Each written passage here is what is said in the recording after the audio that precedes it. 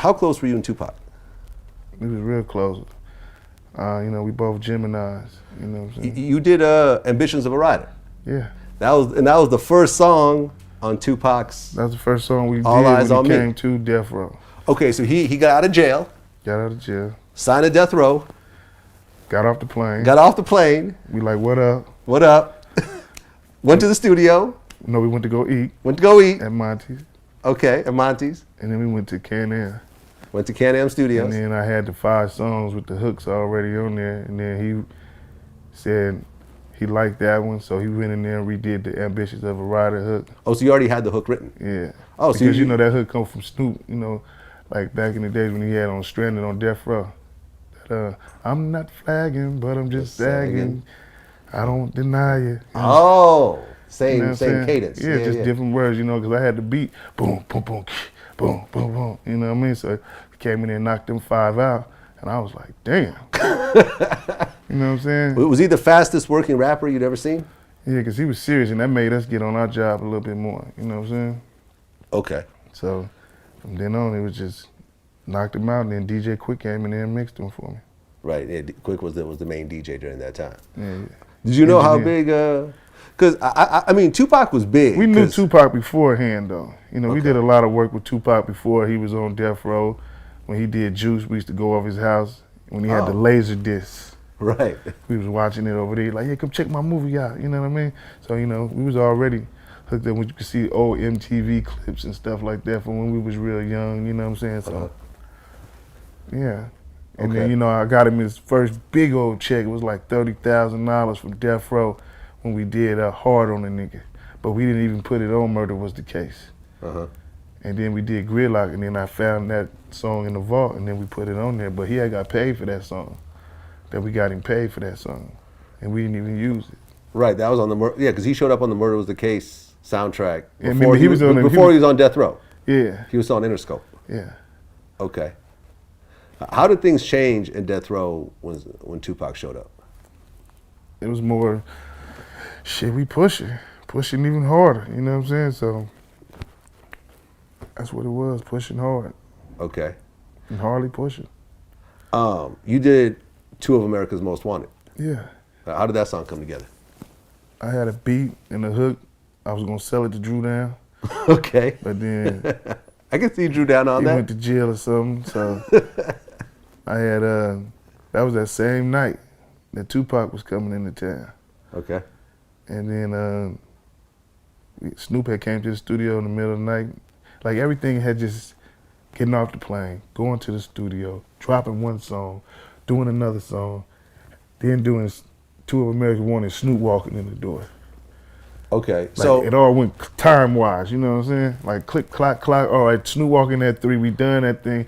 We doing I Ain't Mad At You at 5 in the morning. By 6 in the morning, we was gone. So you did Ambitions of a Ridah, America's Most Wanted, I Ain't Mad At You, Scandalous. I got my mind made up. Got My Mind Made Up. All the other rappers like Method Man and Method Man, we did that at my house. It was originally me, Rage, Method Man, Redman, and Inspector Deck. Okay. But then Rage didn't want to bust on it with all the dudes on there like that. So I took it to Dr. Dre house, and then he had mixed it. And Tupac came and heard it. Was Dre working a lot on the Tupac album, All Eyez on Me? He was working on his album, but you know, when it's album time, we take whatever we got and contribute to let you hear what we got and to put it into that project. Okay. So Tupac album come out, All Eyez on Me. Because we had just finished the Dog Food album. Yeah. So when Tupac came out, we started on his album, which we didn't really get enough time to focus on the Dog Pound album.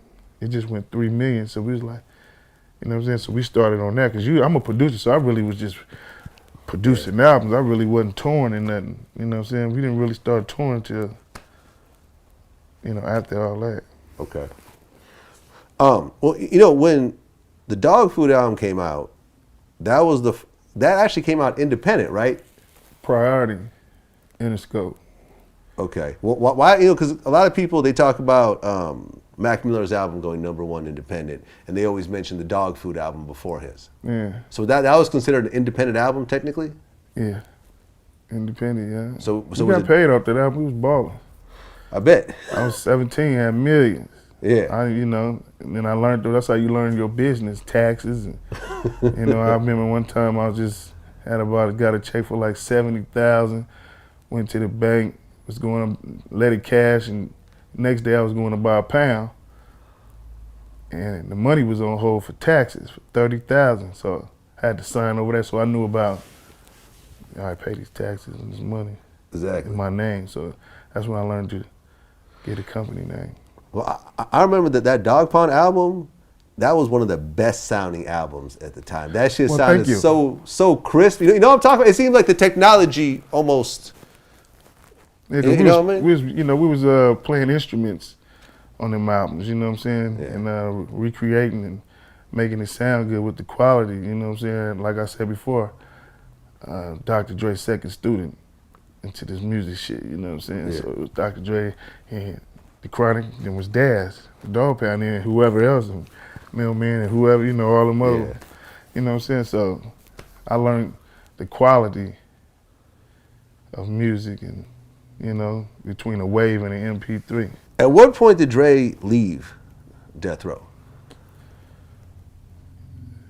Because Tupac was already out. After that. Yeah, after Tupac's album was already released, California Love came out, it was huge. Dre was in that working song. on the second one. Okay. And I think when he did that, what's that, No Diggity? Yeah. Around that time. Around that time. I mean, from your point of view, why did Dre leave Death Row? Shit, I really don't know. Okay. We was just working. We was just young. We was just wondering why he left, you know what I'm saying? Okay. But Tupac was still there, so the energy was still real high. Yeah, the energy was high. My thing was why Dr. Dre left. Probably gotta ask Michelle A. I asked Michelle A. She probably the big cause of it. You think Dre left? I don't want to start no controversy. Well, I interviewed Michelle A. I mean, I seen that shit. You know what I'm saying? She fucked Death Row up too. When she came in there trying to be the CEO. Oh, really? Yeah, she was doing all kind of dirt and all that shit. Well, Michelle A. has a baby with Dre, and she has a baby with Suge. In the hood, you tell me what is that? Scandalous. So I don't know. Maybe she fucked Tupac or something. You know what I mean? That got a lot to probably do with it. So you feel that you know what I'm saying? That Michelle A. being with Dre before and Suge after. I look at a lot of videos and shit that's on YouTube and shit. I gotta find this one video on YouTube where she come in the studio and put her hands all on Tupac's chest and his head and shit, and I'm looking like, damn, did he get the pussy? You know what I mean? So, Suge Knight, Dr. Dre, Tupac. Everything else was cool beforehand. Dre left, Death Row still on fire. Yeah. But it's turmoil inside the family, but you wouldn't know it. Okay. Well, from the outside, it looked like everything's gravy like a motherfucker. But then Tupac gets killed. Shit go haywire. Were you in Vegas? No, we heard about it because they was trying to get us to go to Vegas. And we was like, Dog Pound, we was really on our fuck Death Row shit, really. You know what I'm saying? We was already saying fuck Death Row. Okay. You know what I'm saying? Because we know everybody. So, me, I was young, I was, feisty. I had fights with Suge Knight, Reggie, everybody. You know what I'm saying? And winning and slamming motherfuckers at a young age. You know what I'm saying? Well, you were having fist fights with Suge. All that shit, slamming his big ass. You know what I'm saying? What were the fights over? Money and other little shit and attitudes and, that's why me and him was so close. You and Suge? Yeah, we was close. You know what I'm saying? Okay. So, other little shit like that. Okay, so Corrupt was still with Death Row when Pac got killed, right? Because Corrupt said he was the first person to leave after Dre. He left. He was gone already. He was already gone? He was gone already. He was in Philly. Okay. Right when Tupac died, yeah. What happened after Pac got killed? Shit, everybody started doing their own thing, and then it's just turmoil and chaos, and then, you know, I was like, fuck that, we got too much over here, too many songs, and I was trying to figure out how can I get these songs that we did. Okay. You know what I'm saying? So that's when I became CEO of the Death Row, president and all that other shit. Oh, you became the CEO of Death Row? Like the president, I was running the shit. Okay, and Suge was the CEO? He was in jail.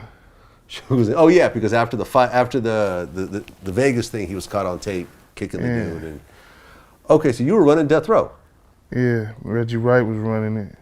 Okay, for how long? And I was a creative force putting the shit together. What came out under your reign at that time? I mean, I was just putting different songs. They had different songs and shit. I was just, you know, the Gridlock soundtrack, the Make It, Tupac, gang related. Yeah. And then we fell out after that. You and Suge? Yeah, we fell out. What did y'all fall out about? I suckered them for the reels. I went and took all the reels and made all blanks, rewrote it, the titles on there, and gave them the reels. And I took off with the real masters. Okay. You know what I'm saying? And then you left Death All Row. hell broke, you know. All hell broke loose. Because Reggie didn't know nothing about putting the reels on there, listening to the tape and all that shit, you know. So you had the masters from all your shit or everyone's shit? Shit, all my shit. All your shit. And Tupac shit that I did, you know what Right, I'm saying? you and Tupac had a lot of songs together. Yeah. Some songs that I ain't even heard yet. Right, are they coming out? Because they announced that there's a new Tupac project coming. Is there going to be any of your songs? Mm-hmm. Yeah? Mm-hmm. Okay. You know what I'm saying? For a long time, you know, me and Michelle A. actually talked about this off camera. You know, not that it was private, but she was saying how, you know, people, you know, everyone at Death Row was really crying when Pac got killed. Like, you know, because people are like, oh, you know, there's always the rumor that Suge somehow set him up and something like that, which I thought was always ridiculous. You know? He probably asked that bitch, you pussy. Hey. So you're saying I'm fucking Dr. Dre's baby mama.